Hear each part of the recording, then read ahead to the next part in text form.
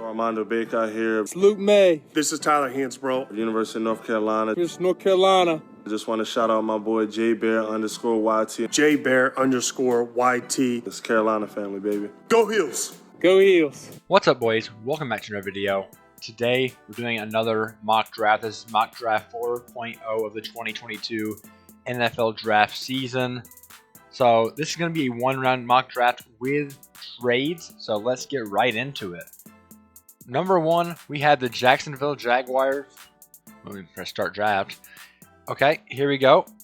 At first overall, we have the Jacksonville Jaguars selecting. I'm going to go with just my personal player one right here, and that's Evan Neal, tackle out of Alabama.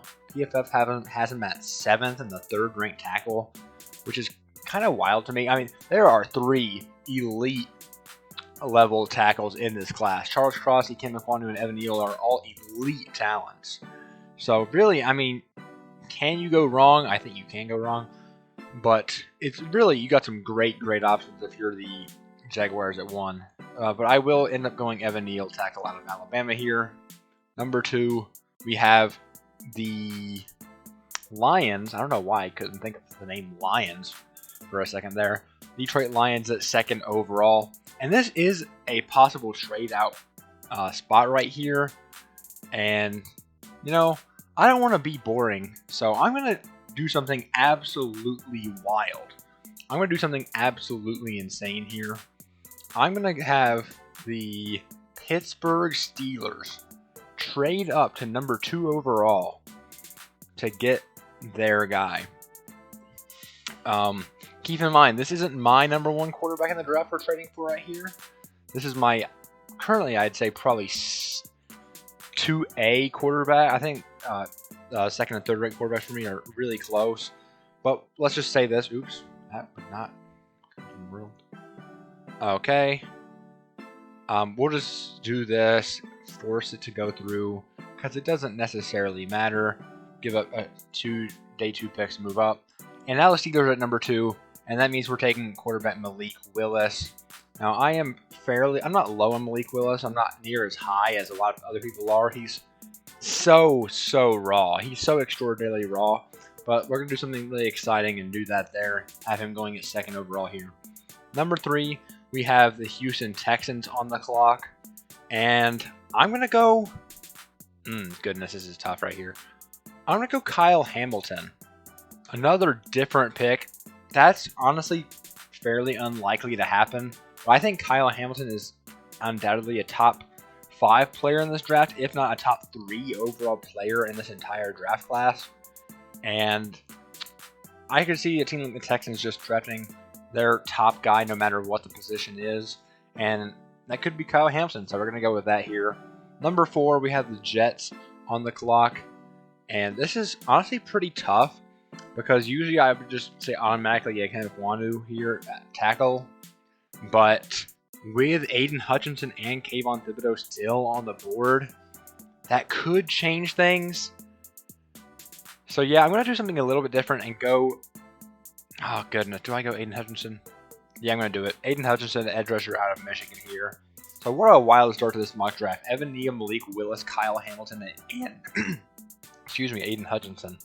Number 5, we have the New York Giants on the clock, who I think will take the best tackle available.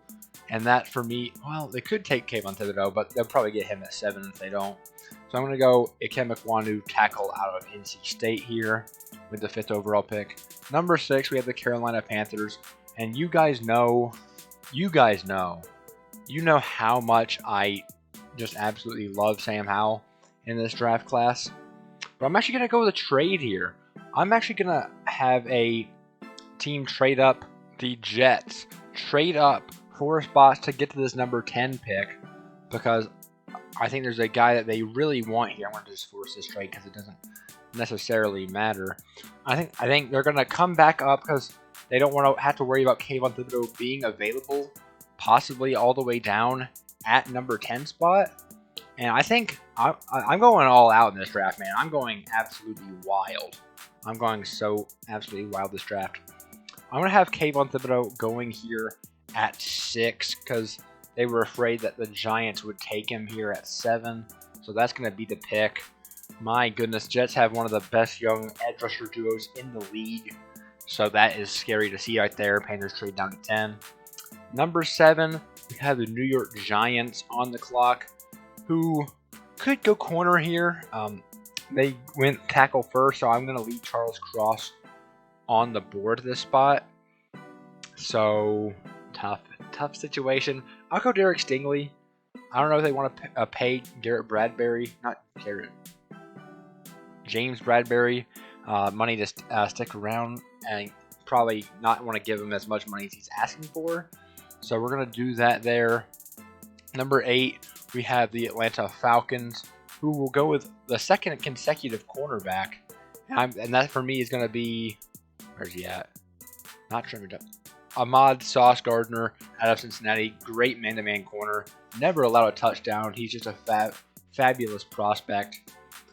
Here at number 9, Denver Broncos. It's starting to look less and less like they're going to be able to get Aaron Rodgers. So with that said, I'm going to go with my QB1 at this spot, and that's Sam Howell, quarterback out of North Carolina. Pair him right in there, and you got a great team surrounding him. And that's what you need. I mean, if Sam Howell has a good offensive line and at least a decent team around him, he's going to be a fabulous quarterback. So I have him there at 9. 10, we have the Carolina Panthers. We'll go Charles Cross at 10 here. Another one of those elite left tackle prospects that the Panthers shouldn't pass up on. Number 11, we have the Washington Commanders, who I also think will go quarterback here. Maybe the third quarterback off the board. And for me, that's going to be Matt Corral out of Ole Miss. It could be Kenny Pickett. I'm not very high on Kenny Pickett at this point, so we're going to go Matt Corral. Number 12, we have the Minnesota Vikings, who could go another corner. Trent McDuffie's a great athlete. He's a good corner. He's been absolutely shut down at Washington for the past 3 years. And looking with what else is on the board, I like George Karlaftis, but I think I am going to go Trent McDuffie here. Number 13, we have the Cleveland Browns on the clock, and I'm going to go wide receiver. I'm going to go with my wide receiver 1. That's Treylon Burks out of Arkansas. Sure, there are prospects that are probably better and more sure things right now, like Garrett Wilson, maybe even Jameson Williams if he comes back good and healthy. But I like Treylon Burks' upside so much that I'm going to go with him here at 13. Number 14, we have the Baltimore Ravens, who I think are going to go George Karlaftis. I could easily see them going with David Ajabo here, which honestly would not be a bad pick. Harbaugh going to Harbaugh. But George Karlaftis, I do have more highly valued right here, and I think he'd be a good piece to that Baltimore defense. Goodness, excuse me. Number 15, we have back-to-back Eagles picks. So with this first one, Tyler Linderbaum is extremely tempting. He's a really good prospect. Not sure many other directions to go, to be honest. With this 15th pick, I'm going to go Trayvon Walker. He's got potentially the most upside of any player basically in this draft. He's obviously still raw. He's got the potential to be great though, and since you're the Eagles with 3 first-round picks, you can afford to take a chance in a guy like Trayvon Walker, who could end up being a bust, but can also be a fantastic player if you give him time and groom him in the right way. Number 16, I have to go Tyler Linderbaum. That's just too much value still left on the board here. Pretty much a can't-miss prospect. You can put him behind Jason Kelce. Honestly, or maybe even start him at guard right away until Kelce retires, but who knows? But that's just too much value to pass on. Number 17, we have the Chargers on the clock here, who, with all this wide receiver talent on the board, I think I am going to go receiver here. My second-ranked receiver would definitely be Jameson Williams if he didn't have the injury concerns right now. But I'll go Garrett Wilson since that is the case. Although they could use a true vertical threat, so I'm honestly kind of regretting that. But whatever, we'll leave it as it is. Number 18, we have the Saints on the clock. Quarterback makes so much sense here, especially since they're in such desperate, horrible cap situation. Ah, man. Kenny Pickett or Desmond Ritter? This is tough. Man, Kenny Pickett could... Oh, man, that hand size is troubling. It really is. I'm going to go Desmond Ritter. I feel good about that. Desmond Ritter wasn't like necessarily a one-year wonder like Pickett was. He doesn't have the hand size problems. And he's more mobile. So I like that. If you can get his accuracy more in check, and he'll be like easily, no doubt, a better decision there. Number 19, we have the Eagles once again. We went Trayvon Walker and Tyler Linderbaum. So here I'm going to go corner. My next ranked corner available is Andrew Booth Jr. out of Clemson. A lot of potential, great at the catch point, like him there. Number 20, we have the Lions who traded down. My goodness. Excuse me. They'll be the Lions who traded down from pick number 2 so the Steelers could go get Malik Willis. So here at 20, I kind of want to go linebacker. That's a really good need for him. Quarterback, not with what's available. I don't feel good about that. So yeah, let's go with it. Let's go linebacker. Let's go Devin Lloyd out of Utah. Number 21, we have the Patriots, who I think need to get a true deep vertical weapon for Mac Jones. Not that he throws deep very much in that offense, but I'm going to go Jameson Williams. He's the best prospect available at the wide receiver position there. 22, we have the Raiders, who man. I'm going to go Kenyon Green. I like Kenyon Green's upside a lot. Kind of ruined the offensive line last offseason. I think you can start replenishing that with Kenyon Green there.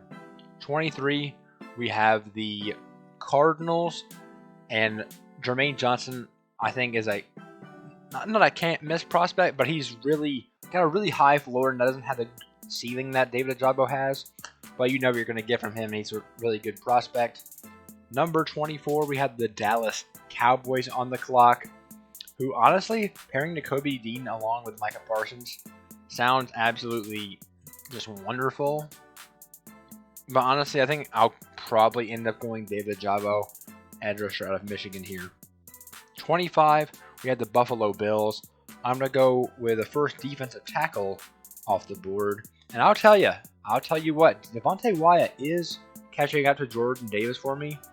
But I don't think he's not quite there yet. We'll see what happens at the combine. He very easily could pass him by there. But right now I'm gonna go Jordan Davis out of Georgia. 26, we have the Titans. I think Nakobe Dean stops falling here and goes at 26. 27, we have the Tampa Bay Buccaneers on the clock. Could go wide receiver. Quarterback would be tempting if there were better options.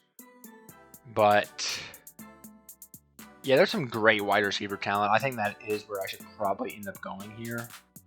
Chris Olave, Drake London. I'm going to go Drake London out of USC. 28, we have the Green Bay Packers available. Let's see. Bernhard Raimann. I love Bernhard Raimann. I do. Make sure there's no one else I'm really missing before I make that decision. Yeah, I'm going to go Bernhard Raimann out of Michigan, Central Michigan, I should say. You can put him at guard right away and replace him at tackle when needed. Number 29, we have the Dolphins on the clock. And I'm going to give them a wide receiver weapon. I'm going to go with Chris Olave, the last first-round wide receiver I have, ranked here at 29. 30, we have the Kansas City Chiefs. Let's see what we have at corner and also edge. Those are the two places I'd probably go with the spot. I like McCreary. His length is a concern there, though. Could go Kyler Gordon as well. I'll go Kyer Elam here. Great athlete. Got a lot of potential. Didn't look great last year at Florida. Kind of got eaten up by Sanford, which is concerning. But we'll go with him here. 31, we have the Bengals, who really desperately need offensive line. Trevor Penning's available. That'd be a really good pick there. Zion Johnson's also available. Neither one of those picks would be bad whatsoever. But I think you could put Trevor Penning at guard and put him at tackle maybe eventually when necessary. I don't think he's ready yet, but you could put him at left tackle maybe next year. But right now, we'll go with Trevor Penning. And with the final pick in this mock draft, we have the 32nd pick to the Lions. Who do they want to go with get a 5th-year option at quarterback and Kenny Pickett? They could definitely do that. And honestly, I think they might honestly will. Yeah, let's go with it. Why not? Kenny Pickett there goes with the final selection. So that is my first round mock with trades and the 4.0 mock draft. Let me know what you guys think in the comments down below. Please like, subscribe, turn on post notifications, do that YouTube stuff, and I will see you guys in the next one.